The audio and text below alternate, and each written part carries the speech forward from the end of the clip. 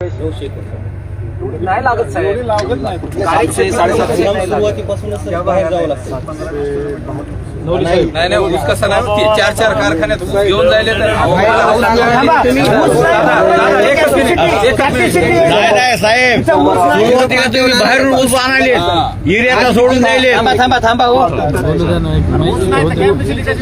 कुठल्याही कारखान्याचं गावले साहेब ते म्हणले कुठल्याही कारखान्याचं तुम्हाला सांगतो 439 रुपयेपेक्षा तुम्ही तोडणीचं देत नाही. 450 जास्तीत जास्त त्याच्यापेक्षा तुम्ही जास्त वाहतुकीचं देत नाही.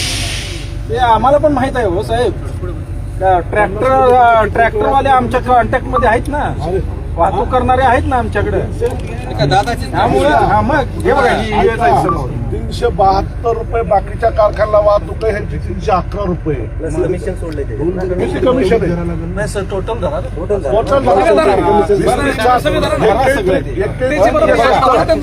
तुम्हाला सांगतो साहेब, हे बघा ह्याच्यात तुमची पारदर्शकता नाही. डॉक्टर साहेब जसं म्हटले तुम्ही करा, योग्य प्रस्ताव आणा, योग्य प्रस्ताव तुम्ही आणा. आम्ही चर्चेला तयार आहे. हे आम्हाला मान्य नाही. बरोबर आहे का रे? हो, योग्य प्रस्ताव. गेल्या वर्षी 27 भाव होतं, त्याचं काय झालं? थांबा ना, बोलायला थांबा ना 2 मिनिटं. 27 रुपये बोलू ऐका. तुम्हाला बोलायचं असं तर आम्हाला रामेश्वर, हे जाणकार मंडळी समोर आपल्या समोर बसलेली, मला वाटतंय आपण ह्याच्यापेक्षा जास्त कोणी हुशार नाही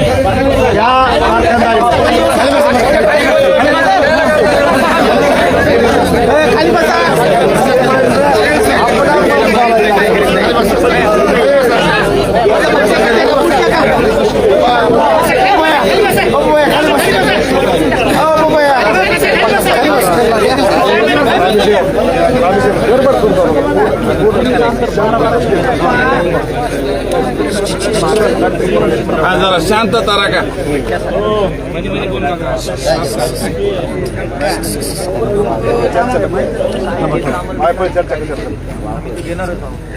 प्रपोजल नाही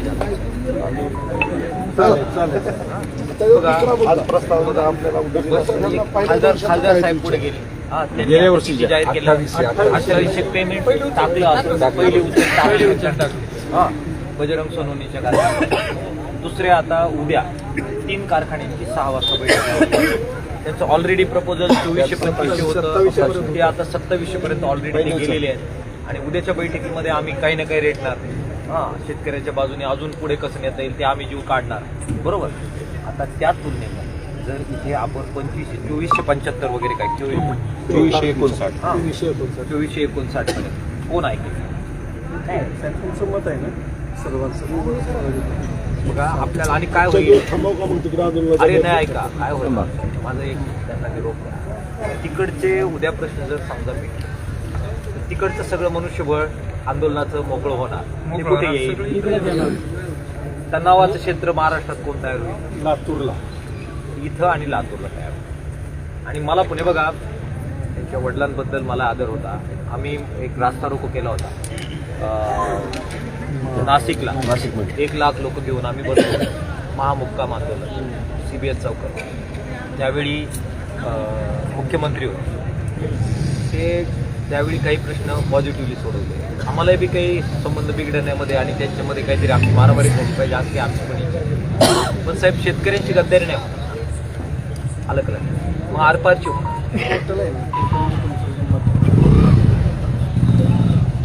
लवकर पॉझिटिव्हली तुम्ही करा. प्रॉपर प्रस्ताव द्या.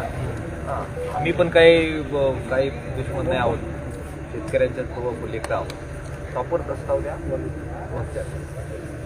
आजचं झालं आता चालू हंगामाचं. गेल्या वर्षी 2 साहेब ते काय मुद्दा आहे? काय 332 रुपये. बरोबर आहे.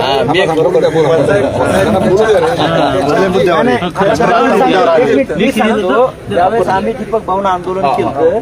आम्ही लेखी पत्र घेतलं. राजू शेट्टी साहेब तेव्हा आले आणि 2700 रुपये दर यांनी मान्य केलं. लेखी घेतलं.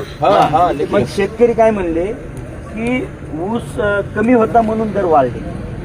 कारखान्यानं आपोआपच वाढवली, म्हणजे देणारच होते, आंदोलनानं कुठं वाढवली?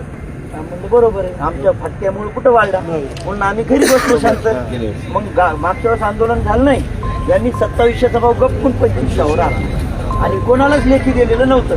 शेतकऱ्यांनी मनातल्या मनात काय धरलं, ऊस कमी आहे, 2700चे आम्हाला 3000 तर देतातच. त्याच्यात थोडं करेक्शन करतो मी. त्यांनी काय केलं, त्यांचे स्लीप बॉय असतील, ज्यांचे जे कर्मचारी, त्यांनी फडात कानात सांगितलं शेतकऱ्याचा हो, हा नंतर त्या विषयाला आपण आता पुढे जाऊया. या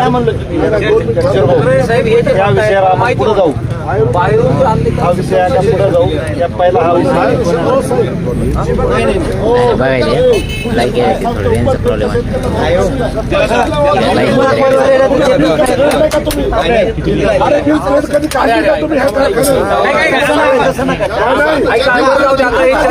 नको कोरोना करायला.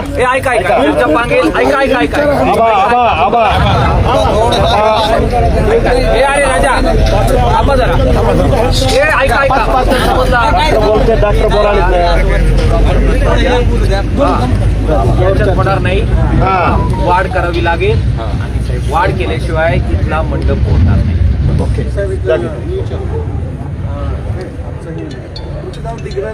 मी अकोल्याचा आहे, अहमदनगर. माझं सांगा यांचं साधी. तुम्ही डिग्रजच आहे, नाही नाव सारखं असतं. नाही, मी अकोले, अहमदनगर. मी पण ऊस पट्ट्यातलाच आहे, उमेश पण ऊस पट्ट्यातलाच आहे. तुमच्या मालकाला माहिती आहे आणि